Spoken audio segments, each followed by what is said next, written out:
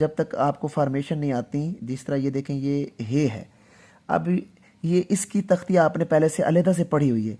अब इसी के साथ हमने काफ को अटैच किया, फिर यहाँ पे थोड़ा सा आपने जो है ना एक जोड़ या पैवंदकारी जिसे कहते हैं, ये खम डालना है हल्का सा, उसके बाद फिर काफ एक और अटैच करना है और फिर इसके साथ एक और जोड़ लगता है यहाँ पे नीचे, ठीक है ना। ये गोल भी होता है और ये पड़ी रे की सूरत में भी होता है, ठीक है ना।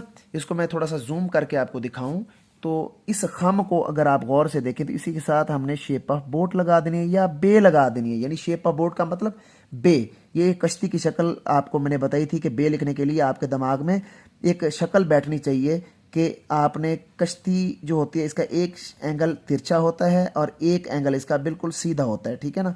बच्चे यूं करके बे लिख रहे होते हैं, लिहाजा बच्चों के कॉन्सेप्ट को क्लियर करने के लिए, बच्चों को बाउंड करने के लिए हमने उनको एंगल दे दिए कि बच्चे एक एंगल तिरछा रखेंगे और एक को बिल्कुल सीधा रखेंगे, ठीक है। अब देखें कि ये हकीकत के अंदर अब ये काफ और ते। अब इस तरह अगर आप बिस्मिल्लाहिर्रहमानिर्रहीम, अस्सलाम वालेकुम स्टूडेंट, उम्मीद है आप सब लोग खैरियत से होंगे। आप देख रहे हैं मेरा YouTube channel Khizar writing studio, मैं हूं खिज़र हयात कैलीग्राफी ट्रेनर। देखें बच्चे, आज हमने कुछ हरूफ के साथ बड़े अल्फाज बनाने की कोशिश करनी है। गौर से देखना है आपने, बड़ी अहम क्लास है। देखें हे का जो हर्फ है, इसकी जो 3 तख्तियाँ आपने पढ़ी थी, इनकी शक्ल थी। सबसे पहले जो हमने इसमें ये देखना है कि इससे क्या बनता है, जो अंदर की तरफ इसकी स्लाइड जाती है, जो बाहर की तरफ से स्लाइड निकल रही है, इससे क्या बनेगा, और जो सीधी रहती है हे में, इससे क्या बनेगा। तो एक लफ्ज़ लिखेंगे हकीकत, आपने गौर से देखना है, फ़ॉन्ट में गौर से देखिएगा।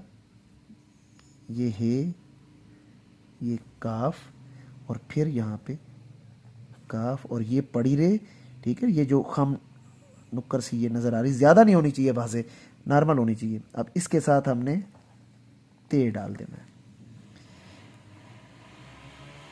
ये एक लफ्ज़ तैयार हो गया है हकीकत।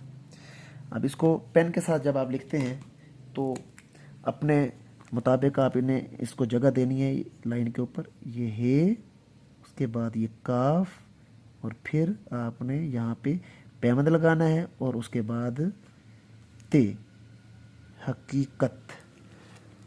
ये देखिए बड़े फ़ॉन्ट में, और ये आपने थोड़ा सा सलांट रखना है इसको, ये सलांट आए, ये देखें ना। बहुत से बच्चे इसको गलत करके लिखते हैं, लंबा करके लिख देते हैं, उसका भी मैं आपको बताता हूँ। देखिए इस तरह कर देते हैं इसको, ये हकीकत इस तरह करके लिखते हैं। तो ये इतना प्यारा नहीं लग रहा जितना ये अच्छा लग रहा है, ठीक है। तो आपने इसको इस तरह नहीं लिखना। तो उसके बाद हम आइन के साथ कुछ अल्फाज लिखते हैं। अब आइन जब अटैच होता है ते के साथ, दाल के साथ, इसकी शक्ल साथ साथ चेंज होती है। अब यहाँ पे भी हमने पड़ी रे डाली है, ठीक है। ये पड़ी रे होती है, ये हल्की सी ऐसे करके ये पड़ी रे डालेंगे, उसके बाद इसके साथ बे लगा देंगे।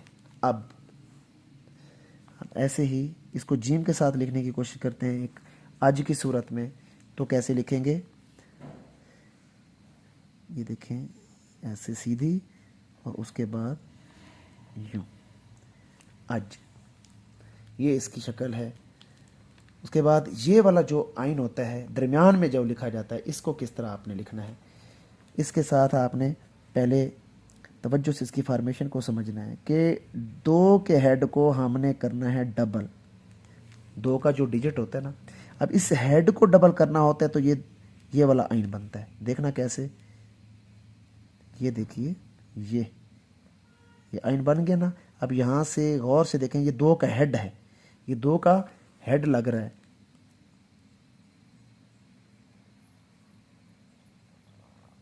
ये माशरे के अंदर, माँ के अंदर, मईशत के अंदर, ठीक है ना, ये इस्तेमाल होता है,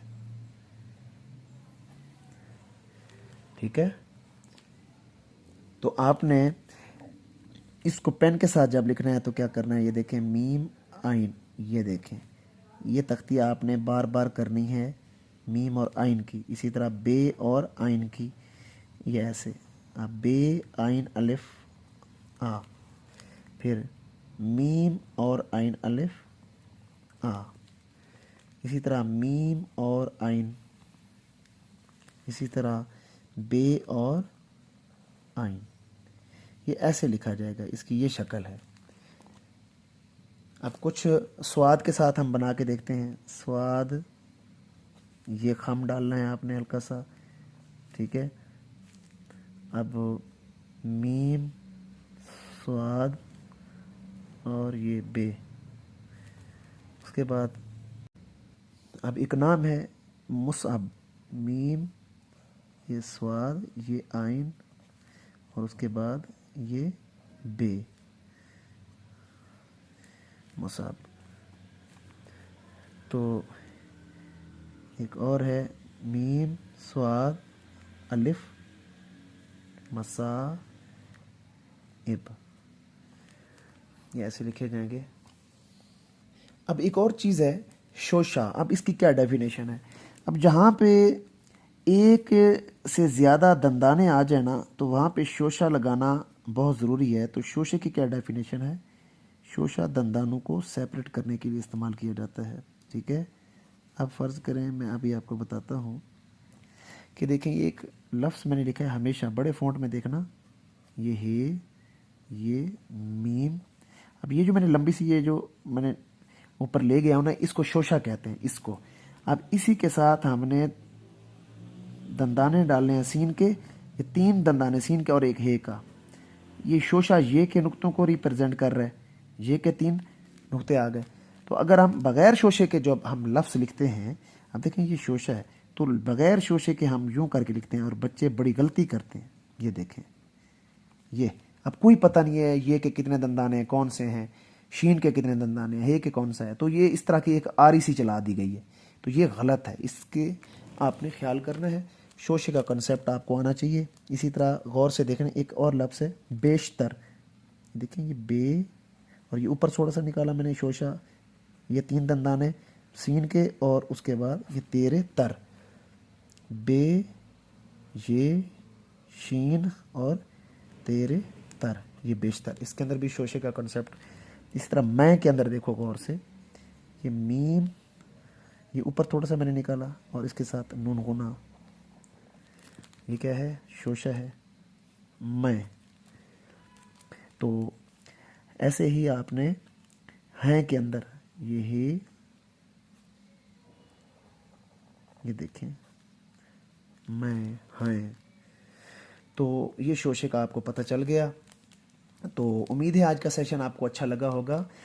मेरे चैनल को लाजमी सब्सक्राइब करना है, बेल आइकन आपने लाजमी प्रेस करना है। जो पेरेंट्स अपने छोटे बच्चों की राइटिंग को लेकर परेशान हैं, वो भी मेरे चैनल पे जो स्क्रीनशॉट पे अपना स्क्रीन पे नंबर शो हो रहा है, तो आप लोग वहाँ से रब्ता करके अपने छोटे बच्चों को ऑनलाइन क्लास दिलवा सकते हैं। बहुत मुनासिब फ़ीस है। और अगले सेशन में आपसे मुलाकात होती है।